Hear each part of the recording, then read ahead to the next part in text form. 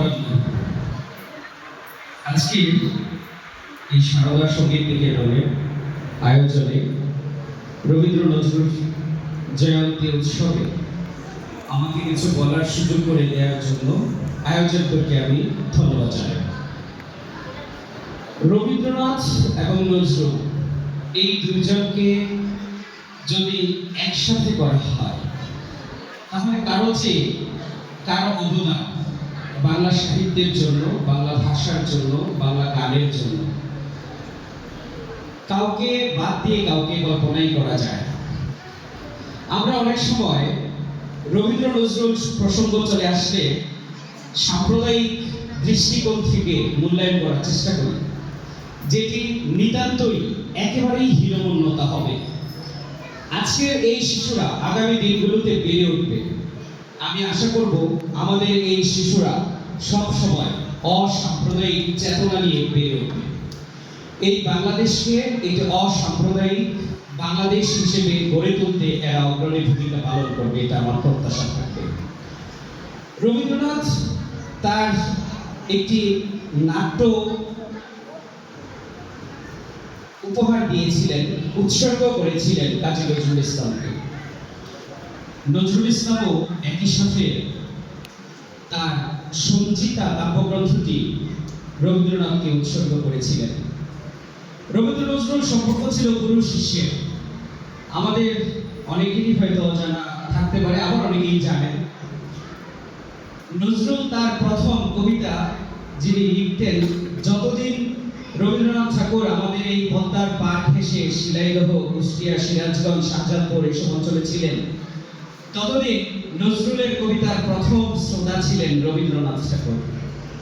ঠাকুরবাড়ির সেই বাংলোতে গিয়ে নজরুল অপেক্ষা করতেন। রবীন্দ্রনাথ ঠাকুর জমিদারের ছেলে, সুতরাং তিনি একটু সময় লাগিয়ে উঠতেন।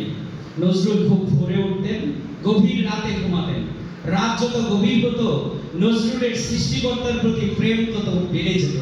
তিনি যতই রচনা করেছেন তাওহীদের এই মুর্শিদ আমার মোহাম্মদের নাম, তিনি রচনা করেছেন যে মসজিদের এই পাশে আমায় কবর কেউ ভাই, যেন গোর হতে মুয়াজ্জিনের আজান শুনতে পাই, আবার গোরের পাশ দিয়ে ভাই নামাজিরা যাবে, পবিত্র সেই পায়ের ধ্বনি আমি শুনতে পাই।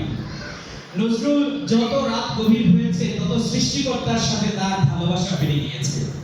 নজরুল আবার বলেছেন যে আমার যে আন্দোলন, সে আন্দোলন কি হবে না, খুব সহজে শেষ হবে না। সে আন্দোলন ততক্ষণ চলবে যবে উৎপীড়িতের ক্রন্দন রোল আকাশে বাতাসে ধরিবে না। নজরুলের আন্দোলন ততক্ষণ চলবে।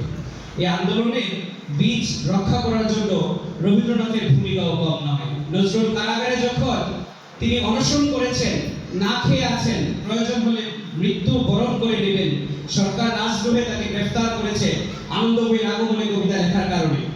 তো সেই সময়ে নজরুলের অনশন ভাঙার জন্য যে চিরকুট লিখেছিলেন রবীন্দ্রনাথ ঠাকুর, সেখানে তিনি বলেছিলেন যে বাংলা ভাষা এবং এই ভারতবর্ষের জন্য তোমার অনশন ভঙ্গ করা খুব প্রয়োজন। সেই অনশন ভঙ্গ করে রবীন্দ্রনাথের কথাও তিনি লিখেছেন। তো সেই গুরু শিষ্যের এই সম্পর্কটাকে আমরা যেন সেভাবেই মূল্যায়ন করি। আগামী দিনগুলোতে এই যে আয়োজন, আজকে আমাদের এই অনুষ্ঠানের প্রধান অতিথি চান্দিনা উপজেলার সুযোগ্য নির্বাহী অফিসার যারা বাসভবন স্যার, তিনি আছেন। আমরা আশা করব যে উনি যতদিন আছেন আমাদের এই অনুষ্ঠানগুলো অনবরত চলমান থাকবে। আমরা ওনার সার্বিক সহযোগিতা পাবো, এটা নিশ্চয়ই আশা করছি, কারণ বিগত দিনেও আমরা পেয়ে এসেছি। তা আগামী দিনগুলোতে পদে পর আরো বৃদ্ধি হবে এই প্রত্যাশা করছি। পরেশদা এবং সুধাংশু কুমার নন্দী স্যার সহ যারা উপস্থিত রয়েছেন, কমলকে আমি বিশেষ করে ধন্যবাদ জানাই। সবার সর্বাঙ্গীন মঙ্গল কামনা করে আমার বক্তব্য শেষ করছি। ধন্যবাদ।